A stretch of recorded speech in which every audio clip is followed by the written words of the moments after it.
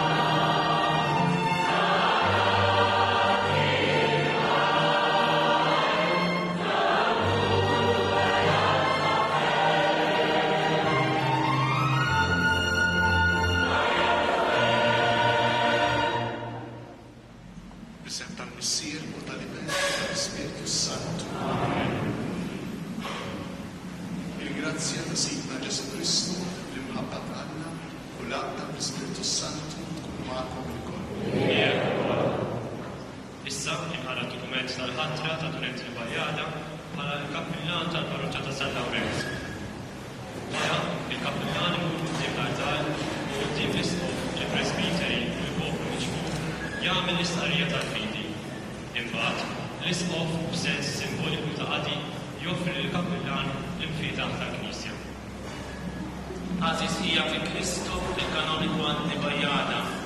Wara li għal dawn l-aħħar snin bdejt il-missjoni pastorali tiegħi bħala kollaboratur fil-parroċċa ta' San Lawrence, bin preżenti naħdem l-uffiċċju ta' kappillan tal-istess parroċċa. Fil-waqt li nirringrazzja lill-Reverendu Charles Sultana għas-servizz tiegħu bħala raj ta' din il-komunità matul l-aħħar 8 snin, nistiednek sabiex fuq l-eżempju ta' Diaknu Lorenzo li jara bħala l-aqwa teżori tal-Knisja lil-foqra, il-batuti u l-imwarbin ta' żmienu, imsakka bil-fidi komuni u bil-ħeġġa inti tkompli twieżel u tgħin lil din il-komunità afdata f'idejk toqrob aktar lejn il-persuna ta' Ġesu. Għalhekk, wara li inti tagħmel l-istqarrija tal-fidi skont il-formula approvata mis-sede apostolika, jiena bis-seta mogħtija lili skont il-liġi kanonika fit-termini tad-dekret tal-Konferenza Episkopali Maltija imsemmi fil-kanoni 522 nagħtik il-possess veru u reali tal-kura bit-tmexxija tal-imsemmija parroċċa bid-drittijiet u d-dmirijiet kollha marbuta magħha b'effett mill-14 ta' Settembru tas-sena 2022 festa tal-eżaltazzjoni tas-Salib il-Maqdes. Din in-nomina hija valida għal 5 snin li ġejjin. Bħala xhieda u prova ta' dan kollu ordnajt li dan id-dokument minni jiffirmat u s-siġillat bit-timbru tiegħi jiġi irreġistrat mill-Kanċellier tal-Kurja Djoċesana. Mogħtija mill-Kurja tal-Isqof il-Belt Victoria Għawdex illum it-tnejn 16 ta' Awwissu tas-sena 2022 Anton Tewma Isqof ta' Għawdex Monsedwar Zammin Kanċellier.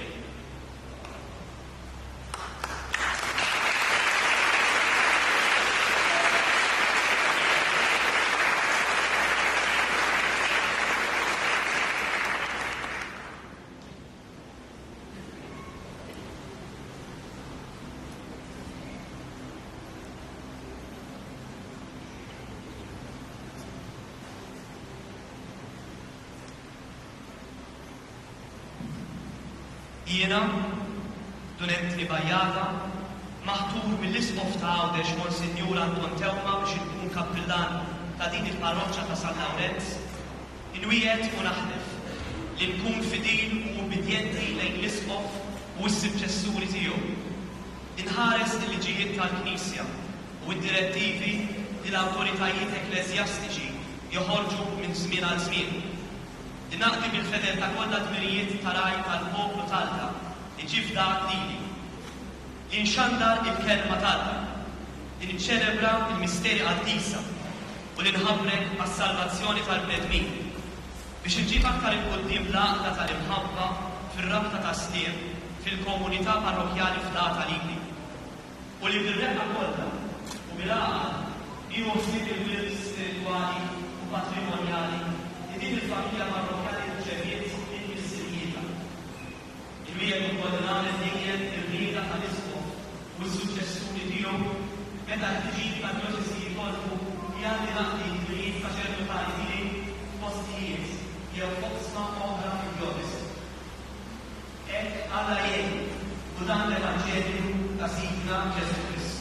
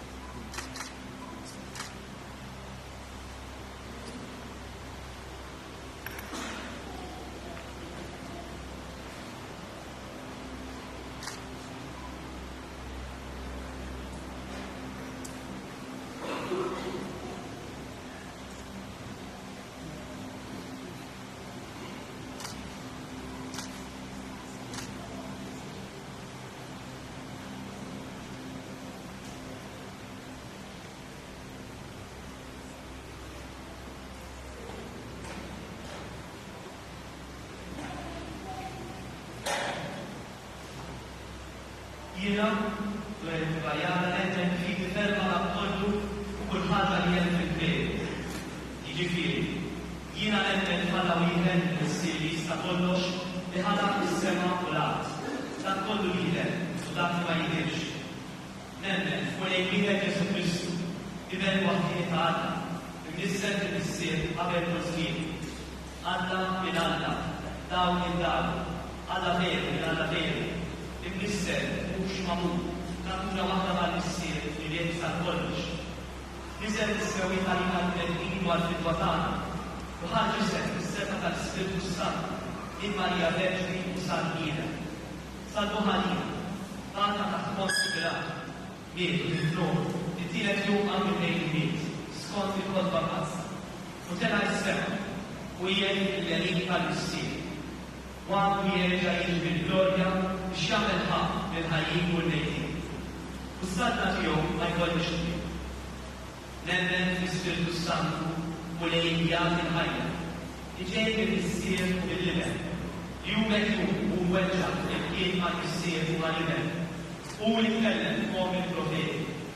U fi Knisja waħda qaddisa, kattolika, apostolika, isqama u hija waħda l-ħafra tal-Budiet. U nistenna tagħhom il-biet u l-ħajja ta' żmien ġej. Nemmen ukoll fi ferma kull ma hemm fl-Iskrittura u fit-tradizzjoni u li l-Knisja kemm b'mod solenni u kemm bil-mod ordinari u universali tal-Maġisteru ix-xandra tħara veritajiet li għandna nemmnu għax rivelati lilna minn Alla. Inħadna wkoll bil-qawwa kollha dak kollu u kull ħaġa dwar id-dufina tal-fidi tal-morali li l-Knisja tiddikjara b'mod definittiv.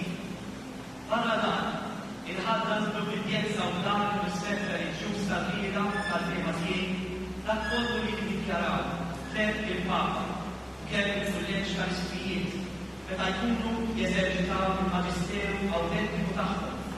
Ukoll meta m'għandhomx il-ħsieb jiddikjaraw dan b'mod definittiv. Amen.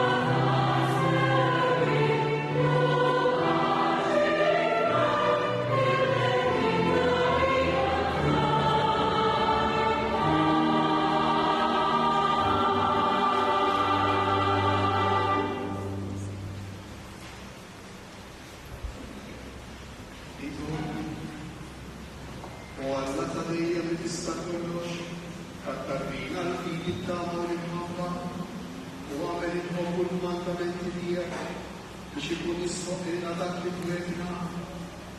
Bibnek Ġesu Kristu sidna li walla u li għak jgħix jisar tal-klimkien mal-Spiritu Santu għal dejjem ta' dejjem.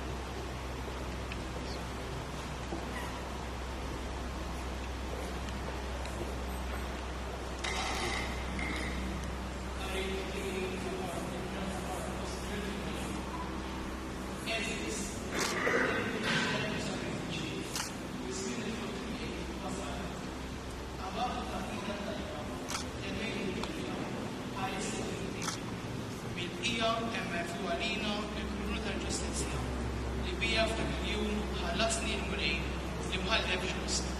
U mhux dik li biss, imma wkoll li dawk li jkunu għexu fl-imħabba tad-dera tiegħu.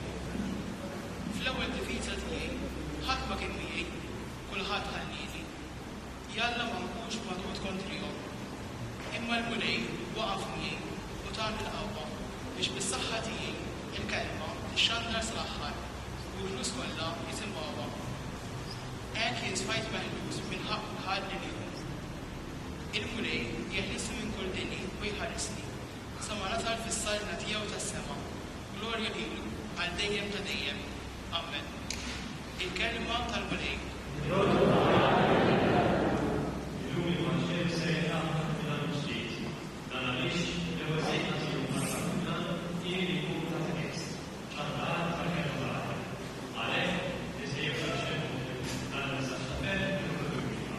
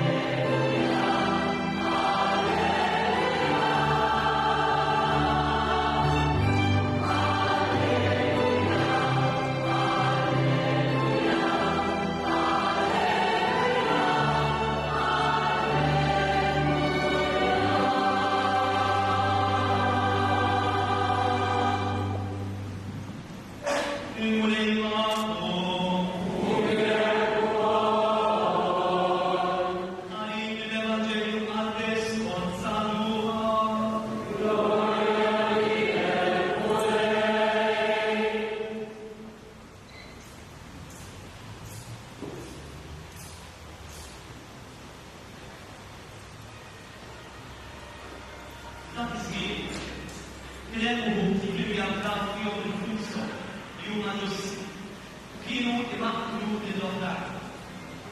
Ġesu għalihom din il-parabola. Żewġ irġiel, wieħed Fariżew u l-ieħor Pubblikan, telgħu fit-tempju biex jidħlu. Il-Fariżew wieqaf tara tekst qalbu. U għandna niżikħaj li m'iniex ħaddija tal-qeddin. Ħallina, inġusti, Sirja, jew ukoll ħallar Repubblikan. Jiena insum dal-tejn fil-ġimgħa u nħallas leġun ta' kull mandat. Issa Repubblikan il-wieħa fil-bot anqas biss titjeb m'għajnejn lejn is-sema, imma meta jħabbat xeklu u jgħid u għandha ħedna hija għax-xina minnha. Ngħidilkom jien li dan u mhux ieħor niżel id-dak il-ġustifikat. Għax kull min jitkabbar jiċċekkek u min jiċċekkek jitkabbar. Il-kelma tal-mulej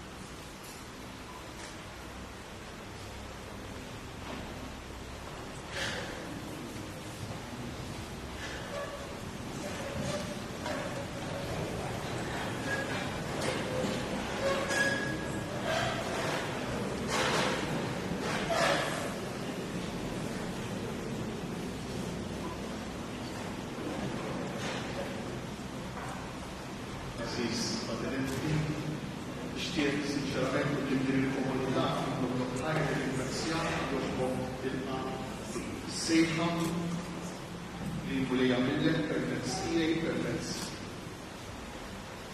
ta' dan is-servizz ta' din it-tmexxija u lqajt isservi lil din il-komunità għas-snin li ġejjin.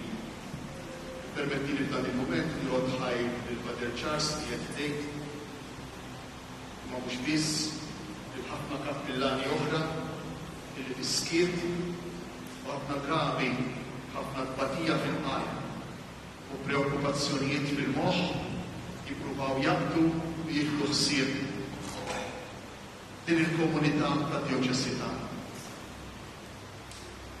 Xi tfisser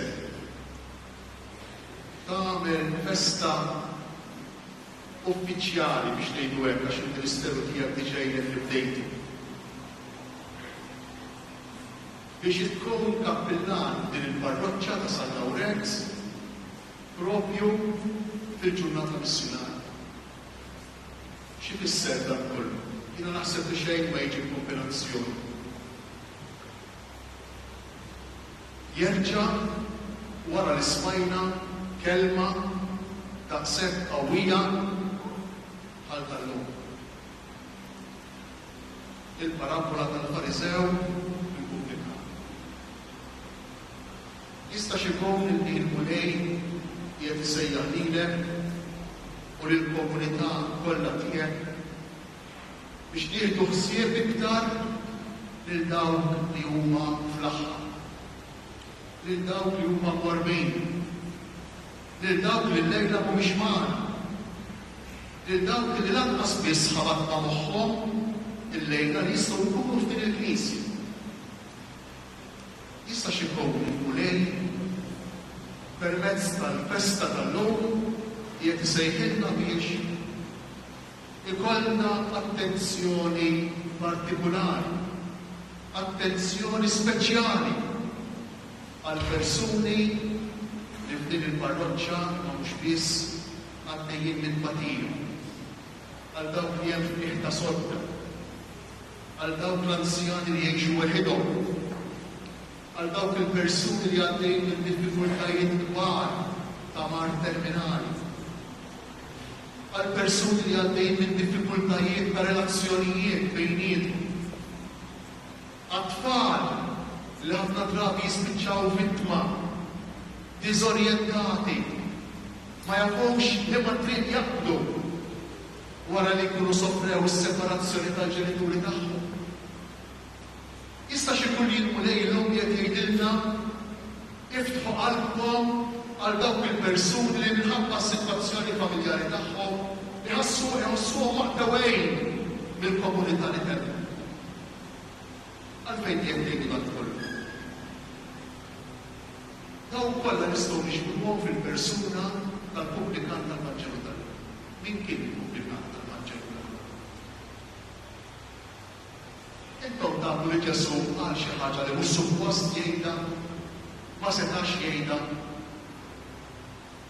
U beda jgħid il-Vanġelu tnejn min-nies, wieħed Fariżew u ieħor pubblikant, telgħu it-tempju biex jidollu. Ma setax jgħid Ġesu.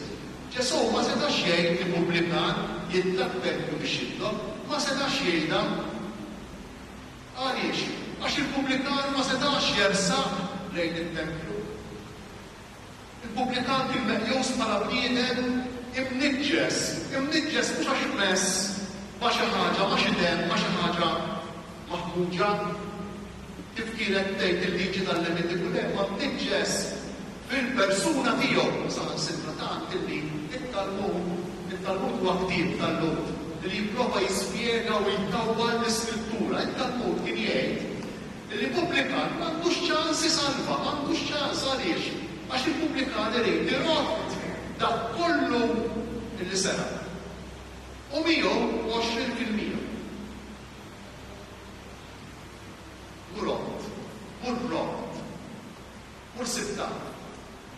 Kif kien jisra' il-pubblikan? Il-pubblikan ix-xogħol tagħhom kien li jiġbru t-taxxa bisem ir-Rumani. Imma dawn ma kellhomx paga issa anzi, ma kellhomx paga. U kif kienu jitħallsu l-Repubblikani? Għana llum nitkellmu bil-korruzzjoni. Kif kienu jitħallsu l-Repubblikani? Il-Repubblikani kienu jitħallsu skont kemm jifraħ l-istokku tagħhom jisraq lil dawn illi minn għandhom imorru jiġbru taxxi. Daqshekk kienu jitħallsu. Jiġifieri jekk ġie għandi u impegnati 10 biex jagħtihom lir-Romani u magħhom irnexxielu joħodli 10 oħra, dawk l-10 oħra kienu jkunu l-paga tal-Repubblikani. Immaġinaw dal-Repubblikani kemm kienu jindevelpu. Immaġinaw dal-Repubblikani b'sens ta' moralità seta' kellu. Ġesu jgħid li dal-Repubblikan marru ġustifikat. Il-Repubblikan ma setax jixed fil-qorti. Għaliex? Għax kien persuna li minnu nnifsu bl-identità tiegħu ma jistax jgħid il-verità.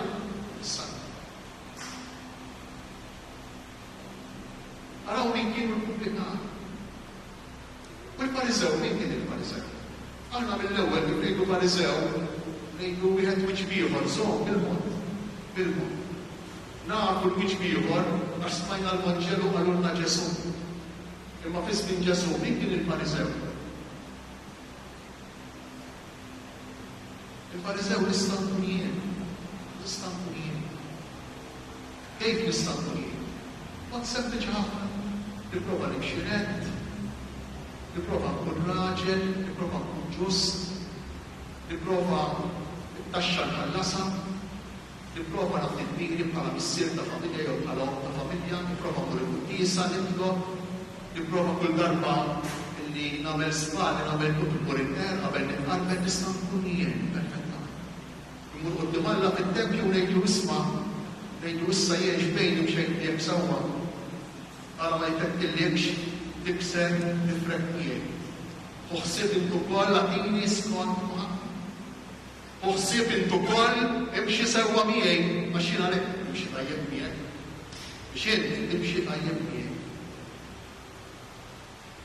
Interessanti għax il-Vanġelu miktub mod sabiħ ħafna jgħidilna li dan il-Fariżew mhux talab għax inti titlob lil xi ħadd ieħor. Inti tirringrazzja lil xi ħadd ieħor. Imma traduzzjoni iktar preċiża dar lejn innifsu u rringrazzja lilu nnifsu. Fil-fatt jekk terġgħu tisimgħu nirringrazzjak mhux lilek lili nnifsi li jiena minniex bħal bqija tan-nies l-oħra, żinja, ħalliela u ġusti. Din hija tirringrazzja lil Alla lilu nnifsu u jkompli. Nirringrazzjak li minniex bħal dan il-Repubblikan. U jkompli. Nirringrazzjak, għax qed tirringrazzjak lilha. Inti tirringrazzja lil xi ħadd meta jagħtik xi ħaġa. Dan qed tirringrazzja lilu nnifsu għal dak li għamel. Jien inħallas xhur fuq kull ma ndaħħal, fuq kull ma għandi. Mhux biss insum, mhux darba fis-sena kif kienu obbligati għamlu l-lut, imma darbtejn fil-ġimgħa. L-lut kienu obbligati biss isumu darba fis-sena. U dan il-Fariżew isumu darbtejn nista' nkun jien nista' nkun jien. U l-oħrajn narawhom dubbien. U l-oħrajn nibda nissepara dawk iva u dawk le. U Ġesu il-Vanġelu tal-lum jgħidilna li nkun kuntent meta jkollu lil kulħadd fil-maqjel tiegħu.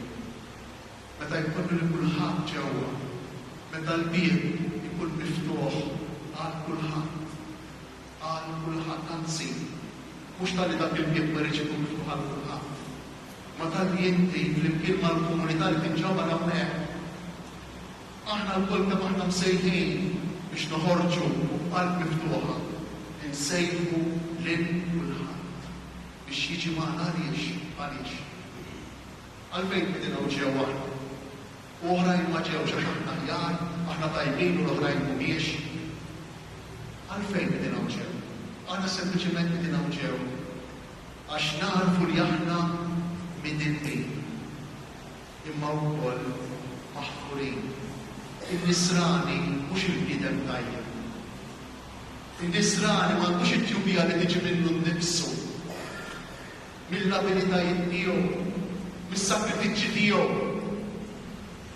Min kemm jagħmel, min kemm jagħti karità, mhux minn hawn tiġi t-tjubija tan-nisran.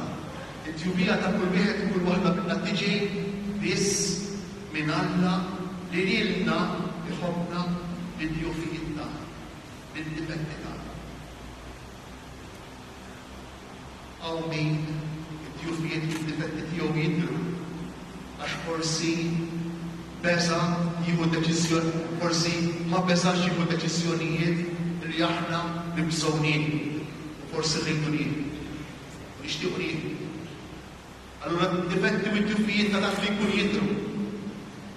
Ma jista' jkun li aħna wkoll għandna djufijiet u difetti li nżommuhom għalina, li ma jidhrux, li naħbuhom, li nagħtuhom u li jtuna l-qawwa li nduru lura u nħarsu lejn l-oħrajn u ngħidu dak għandu dak id-difett, dik għandha dik id-difett ieħor. Għaliex? Għax minn għalija id-difett tiegħi moħħi. Jista' jkun id-difett tiegħi moħħi għalija, moħħi għall-oħrajn, imma mhux moħħi għalajja. U allura s-sejħa illum li jħoss li jkun qed jagħmillek għażejs padrenti. Hija proprju din. Il-Knisja ta' veru hija dik li tieħu ħsieb lil dawk li huma fl-aħħar, lil dawk li huma mqarbin. U jekk tagħmel hekk, tkun qed tagħmel dak li l-patrun ta' din il-parroċċja għamel sa minn snin. L-imħabba, il-kura, l-ossa, tal-foqra, tal-morda, tal-batuti.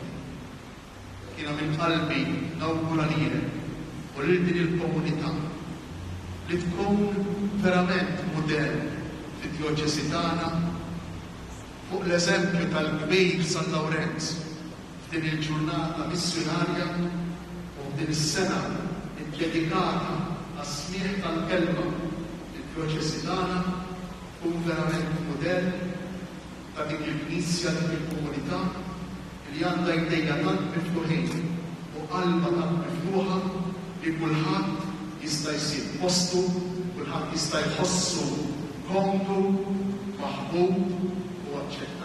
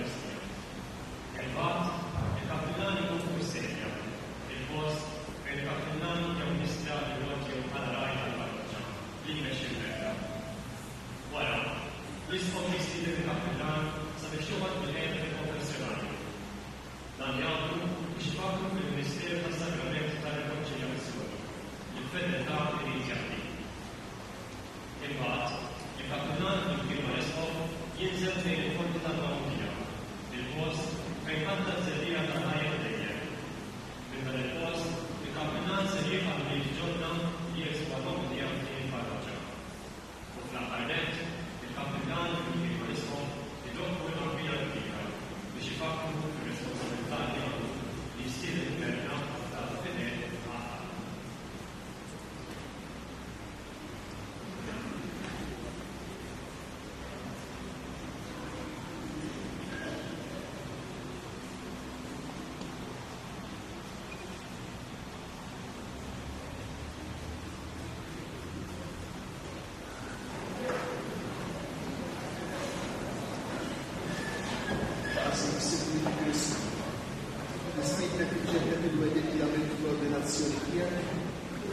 qudiem dan il-poplu tagħna li se tkuna b'dak trid taqdi bil-ħeġġa li tira l-poplu tagħna u tgħid l-isqof l-aħjar li tista' fil-ħidma pastorali. Iva, irrid. Trid tiċċelebra bil-tieba kollha kif jixraq il-misterja Isa għat-tibrik ta' Alla u għall-Missija tal-poplu l-Islami. Iva, irrid. Trid l-erbu l-għal kollu tħabbar il-kelma tal-Alla billi xandar l-Evanġelju u tfisser il-fidi kattolika. Iva, irrid. Trid tingħaqad lejn aktar minn jum għal-ieħor ma' Kristu Saċerdot li joffra lilu l-Qudsu lill-missiera għalina bħala vittma safja u bla teba u tikkonsakra ruħek lill-Alla għas-salvazzjoni tal-bnedmin. Iva, irrid. Tiegħek bidek l-isqof tiegħek u l-suċċessuri tiegħi rispett u ubidjenza. Iva, irrid. Alla li beda din l-opra fik iwassala għad-din.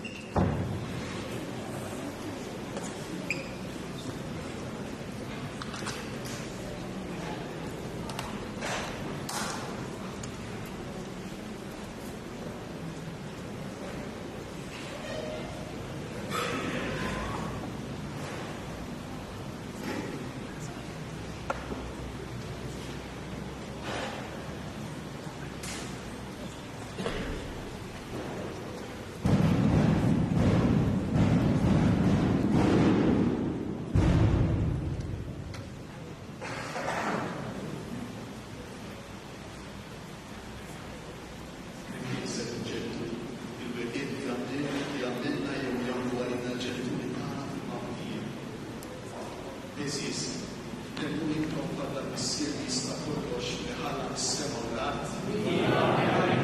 Temmu Ġesu Kristu minnu l-waħdiju sidna li tbiet minn Marja Verġni bata u biet bejn il-wiet u biet fil-lemin tal-missier. Temmu l-Spiritu Santu fil-Knisja Kattolika bix-xirka tal-qaddisin fil-maħba tal-Bibliet fil-qawma mill-wiet u fil-ħajja ta' dejjem.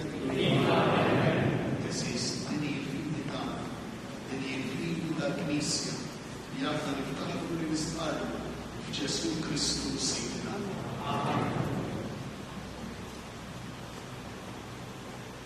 Fiduċja sħiħa mifissir dan fis-sema li laqgħana fid-dar tiegħu id-dar li tibqa' lil kulħadd inresqu x-xewqat mit-talbiet tagħna u partikulari f'din l-okkażjoni tal-bidu tal-Ministeru ta' Kappillan ta' Pater Entri.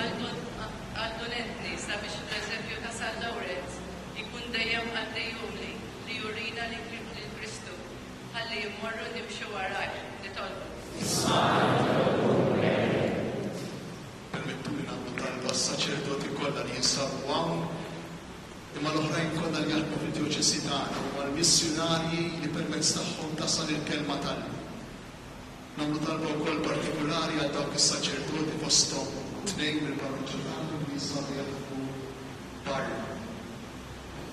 Anke jekk mhux part tal-missjoni. Nitolbu lil mulej biex jagħtina iktar vokazzjonijiet biex il-kelma tiegħu u bil-ferri tiegħu ikun jista' jasal għand kulħadd li tolbu. Tal-koll nitolbuh l-interċessjoni ta' San Lawrenz jaqlu martri. U l-interċessjoni ta' Marija li għallom ta' nas-saċerdoti. Dan kollu li tolbu bi Kristu Sidna.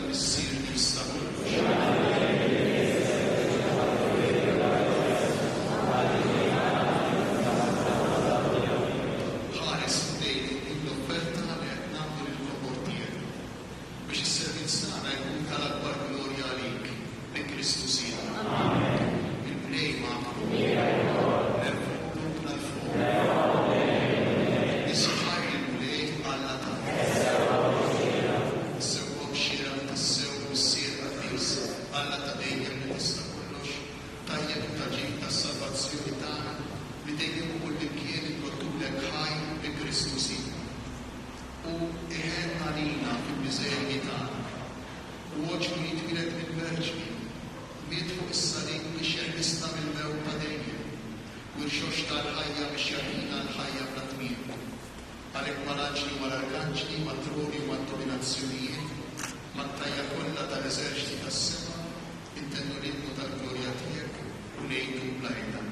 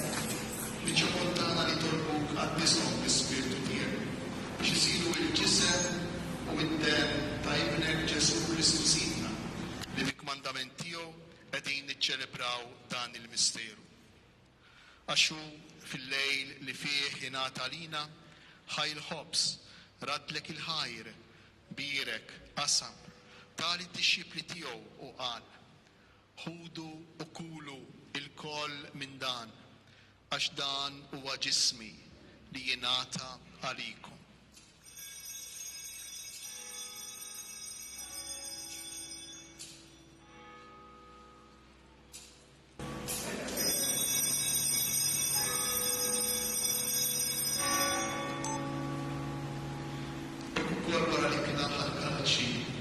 Reġarat il-ħaj, birek, tali d-dixxipli tiegħu qal: ħudu u xorbu minnu il-koll, għax dan huwa l-kalċi ta'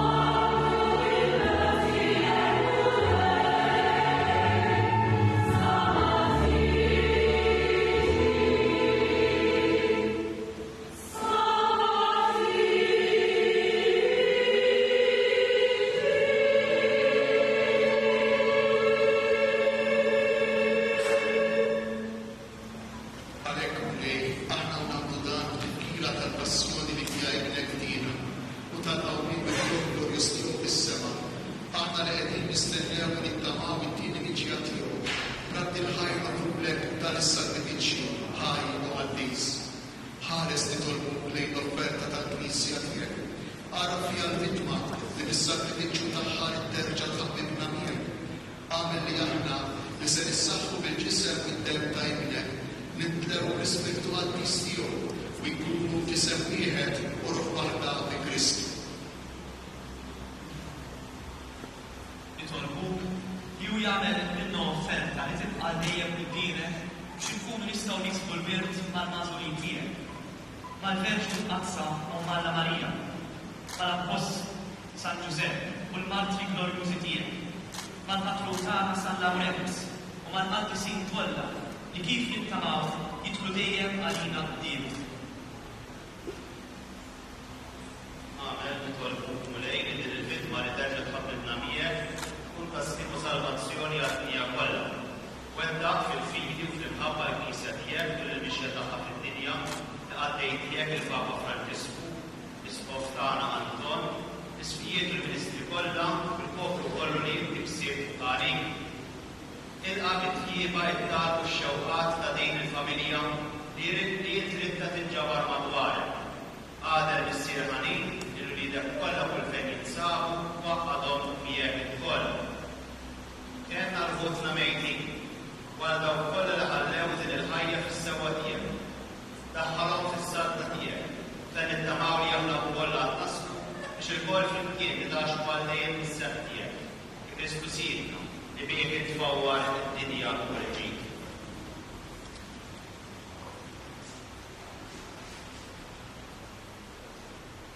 Fi Kristu ma Kristu fi Kristu jingħata lilek Alla mis-sirri tista' kollox flimkien ma' Spiritu Santu kull ġieħu glorja għalejk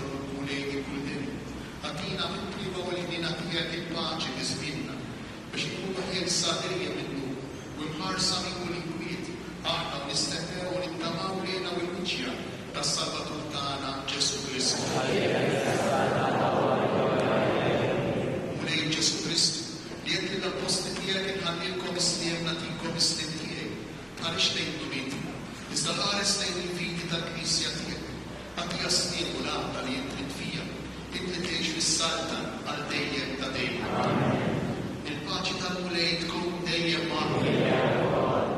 Għatu l-paċi lil xulxin.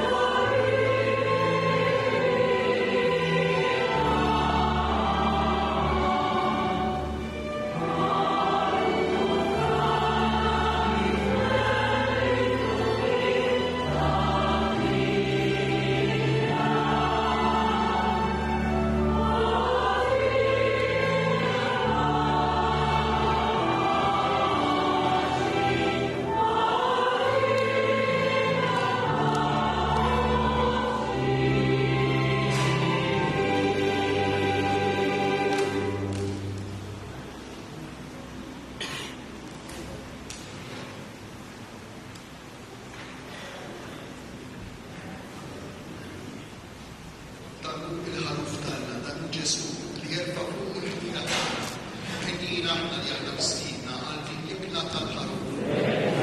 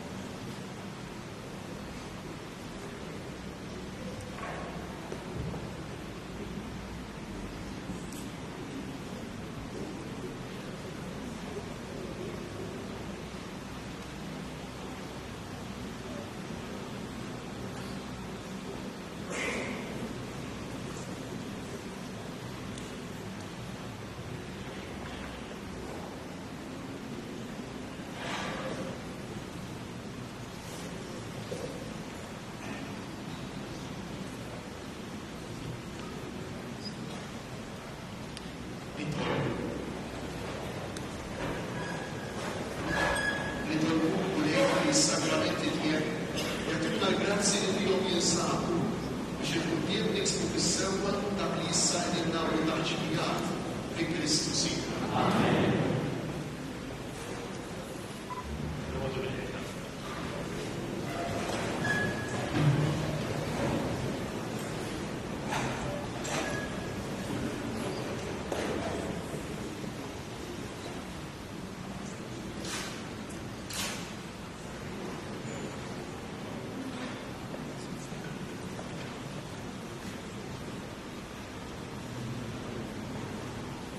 Għażej studenti, kappillan, kemm hu mument sabiħ għall-parroċċja tagħna li llum qed tilqaraj sabiex jagħtiha direzzjoni fuq kollox ikun qriba. Huwa mument sabiħ kemm għax ser nibdew kapitlu ġdid għal din il-parroċċja u wkoll għaliex se nkomplu naraw il-parroċċja għażiża tagħna timxi fit-triq li fiha jridna nimxu li mal-Mgħallem tagħna il-Mulej permezz tiegħek, għażiż kappillan. Dan huwa l-moment li fih inveduk li fil-mixja li ser nimxu flimkien, intu ser tkun waħdek, ser ikunu miegħek bħala sqalla fid-diffikultajiet li tiltaqa' magħhom matul dan il-parrokat. Mhijiex missjoni faċli, però flimkien nistgħu ntaffu t-tuqob tagħha. Bħalma ħabbejtkom jien. Din il-frażi hija l-qofol tat-tagħlim ta' Kristu u ta' dak li għandna ngħixu. Din ukoll hija l-frażi li intażilt sabiex tibbaża fuqha il-viżjoni tal-ħidma pastorali tiegħek fostna. Kappillan, dan il-motto jagħmilna kuraġġ għax qed juri li l-prijorità tiegħek se tkun li tħobb il-merida li qed tiġi bdata f'idejk. Ser tkun bħal dak ir-raj li joħroġ ifittex dik il-naġa li ntilfet. Bħala parroċċja qegħdin nistennew minn għandek tieħu ħsieb il-Knisja tal-Ġebel u ta' dak kollu li huwa tal-Knisja. Għax dan huwa l-patrimonju li ħallewna ta' qabilna. Imma fuq kollox ser nistennew minn għandek li tkun qrib il-persuna umana, qrib il-familji tagħna, l-anzjani, il-morda, it-tfal, l-adolescenti u ż-żgħażagħ tagħna. Nistennew dan għaliex l-esperjenza tiegħek bħala viċi diġà urejt fejn qalbek, għax fejn hemm il-qalb jimxu riġlejn. Barra s-sapport morali u fiżiku tagħna, fuq kollox ikmeduk it-talb tagħna. Ser nitolbu għalik sabiex ikun il-Mulej l-Ispirtu Qaddiż tiegħu li jmexxi din il-komunità. Ser nitolbu għalik sabiex fil-momenti fejn ser tħossu waħdek inti ssib il-kuraġġ biex tirbaħ l-isfel tal-ħajja. Ser nitolbu għalik sabiex fl-aktar deċiżjonijiet diffiċli inti ssib il-qawwa ta' Alla biex iddawlek. Ser nitpoġġuk ukoll taħt il-patroċinju tal-Om tagħna tas-sema sabiex tkun għalik dik l-Om li fih dana tersaq u tibki u sabiex dak li għajnilna jaraw bħala falliment hija ddawl fi grazzja għal ġid tiegħek u tal-komunità. Kif xieraq ser nitpoġġuk ukoll taħt il-patroċinju tal-Għażiż Patrun tagħna San Lawrenz biex bħalma għamu ta' qabilna u l-kappillani ta' qablek iddur lejh id-diffikultajiet u bħalu tkun xempju ta' karità u serra l-aktar nikta tal-komunità tiegħek. Fl-aħħar u mhux binqas, ippermettili nfakrek li flimkien mal-motto li għażilt, iżżomm motto ieħor li għażel predeċessur tiegħek, l-ewwel kappillan tal-Kortelli għall-ġenerazzjonijiet kollha. Dominos Protectio Mea, il-Mulej il-qawwa tiegħi. Nistiednek sabiex diversi momenti fil-parrokat tiegħek mhux biss inti tiftakar fih, imma wkoll tfakkarulna biex ma naqgħu qalbna għad fil-momenti l-aktar diffiċli, għax f'dawk il-momenti sejrin niftakru li l-Mulej huwa l-qawwa tagħna. Nawgurawlek għażiż studenti u nweduk mill-ġdid li l-entużjażmu li qed jimla lil-qalbna llum ser inkomplu nħalluh jaqbad f'qalbna matul is-snin kollha li ser tkun fostna.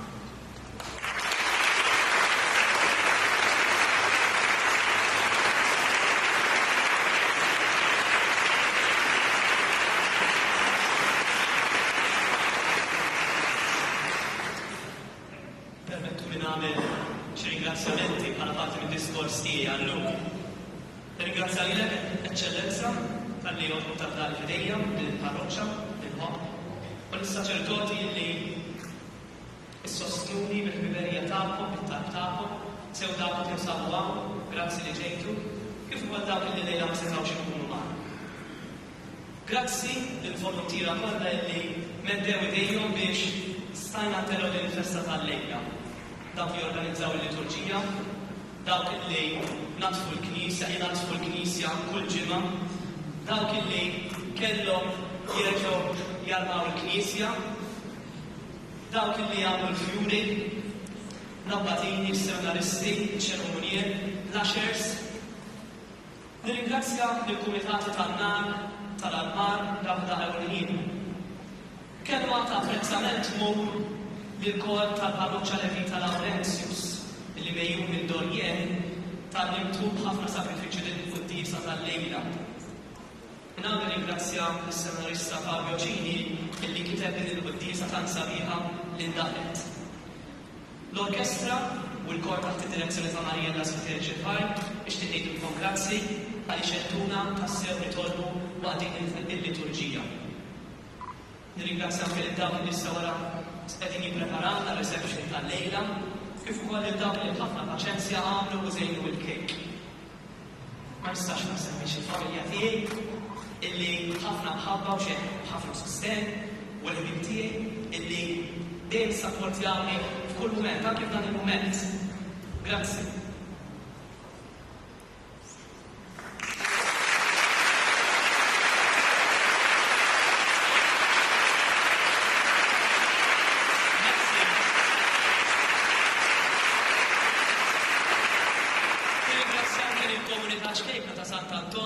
Il-parroċċja tax-Xara li dawn iż-żewġ postijiet sibt il-vokazzjoni tiegħi tajt ma' Kristu, hekk nirringrazzjakom ta' sosteni dejjem tajtuni.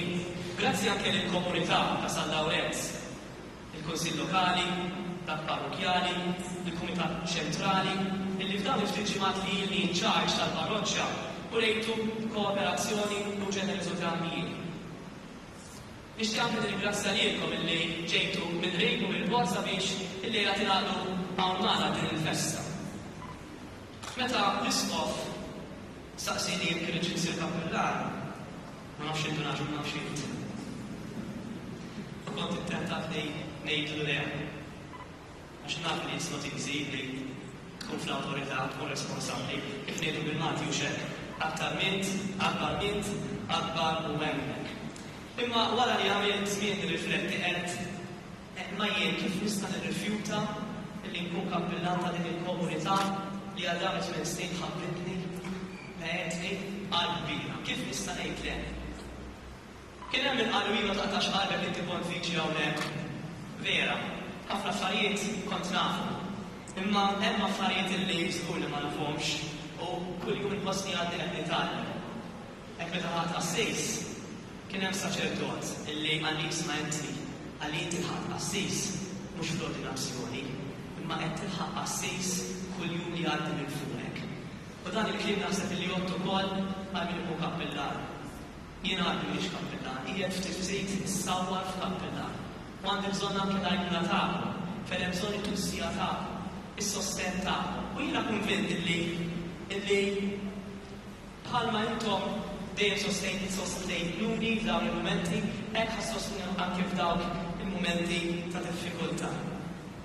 Hekk li tobkom għandu tibdu paċenzja bija u xejn, għax kifettilkom għalli li titgħallem insir kappellan. Verament, għalikom jiena kappellan, imma magħhom jien nisrani. Bħala kappellan jiena fit-tmig li nimita l-raj tajjeb illi jingħata l-oħrajn. Nimitaħ billi ngħaddilkom l-ikel spiritwali tal-Ewkaristija u tal-kelma tagħna. Imma magħhom jien irrid nitmantna dan l-istess ikel. Li jien kappellan ma jfissirx li jiena xi gradu wara minnkom. Imma jiena flimkien magħkom iridu naħdmu wara għan wieħed li niltaqgħu ma' Kristu u mal-imħabba tiegħu. Il-kelmiet li użajt bħala programm għall-parroka tiegħu ma' kelmiet bħalma ħabbejtkom jien. Kelmiet li jenuna nimmiraw lejn il-ħabba ta' Kristu. Jien naf li se nħabbat biex li ma' problemi. Naf, ma' sfidi, anke bħalma għaltina xalit il-diskors ta' qabel. Imma żewġ affarijiet li għandu jinqal. L-ewwel ħaġa illi il-mulej u l-protezzjoni tiegħi. Li jien naf illi sa xi nħalli Alla jaħdem fija, kbar kif huma kbar l-isfidi u dejjem isib riżoluzzjoni.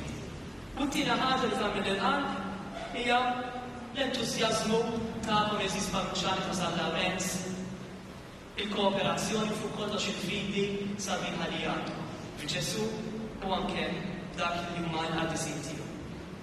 Jiena konvint li bħalma ħdimtu mal-kappillani l-oħra se taħdmu miegħi. Hekk minn hawnhekk nixtieq ngħid anke grazzi lill-kappillani preċedenti, Dun Michael Borġ, Dun Nazio, Dun Daniel, Father Charles, li grazzi għaliex il-parroċċa li għandna llum hija dik li grazzi wkoll għall-ħidma tagħhom. Wara li mħabba lejn Kristu, hemm ħaġa li taqgħodna flimkien bħala komunità. Imħabba lejn San Lawrenz, hekk il-kelma Lorenzo tħabbas fil-qalb ta' kull wieħed u kull waħda minna Lawrenzja. Għalhekk illejla lejn indur maħbub Lorenzo u nitolbok tibqa' tkun għalina dak il-mudell ta' kif inħobb. Intħabb lejn bħalma ħabb Kristu. Janna dakinhar tal-imħabba li kellek int lejn Kristu u lejn il-proxmu jitkellem fil-qalb tagħna biex aħna wkoll inħobbu bħalma ħabbna Ġesu. L-aħħar kelma nitolbu għalih sabiex inkun raj skont il-qalb ta' Kristu. Grazie.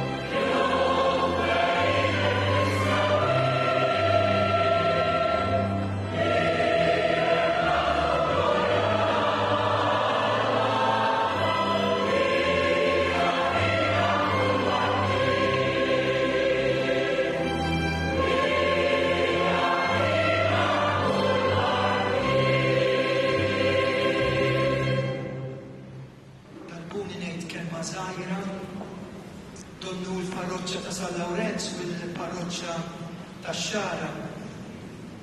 Issa għaddiet minn storja l-oħra ta' Rajja li l-kol kemm huma kif qal il-kappillan il-ġdid hekk għandhom dan l-awgurju din ix-xewqa u din id-dalba li jkunu Rajja skont il-qalb ta' Kristu. Faderenti kien jiġi jitlob magħna anke bħala saċerdot fil-kapitlu u kien jieħu ħafna l-qalbu it-talb fil-jum tal-mulej. Allura bir-raġun aħna nitolbu għalih, nawgurawlu u aħna fiduċjużi illi sħabek il-kappillani, hekk fil-kulleġġ tal-kappillani, kollaboraturi mal-qrib, bil-qrib mal-isqof tagħna, hekk se nsostnuk u fiduċjużi li il-Madonna li tagħha ħanatuk ikona jbidra bl-idej żgur li ħatozza biex tkun meta tarat poġġi l-fiduċja tiegħek fija inti li ġej mill-parroċċja tax-Xara, mill-komunità ta' Sant'Anton u tilqek din il-komunità żgħira tal-Levita u Martri San Lawrenz.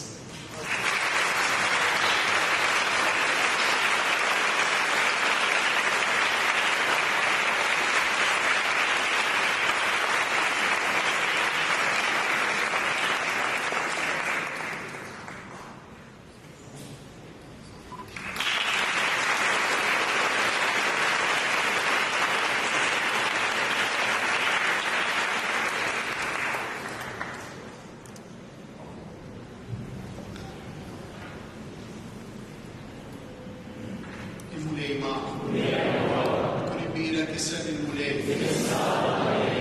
Lajnuna tagħna f'isem il-mulej. Ibarikkom iħariskom Alla li jista' kollox. Il-Missier, l-Iben u l-Ispiritu Santu. Morru fil-paċi ta' Kristu.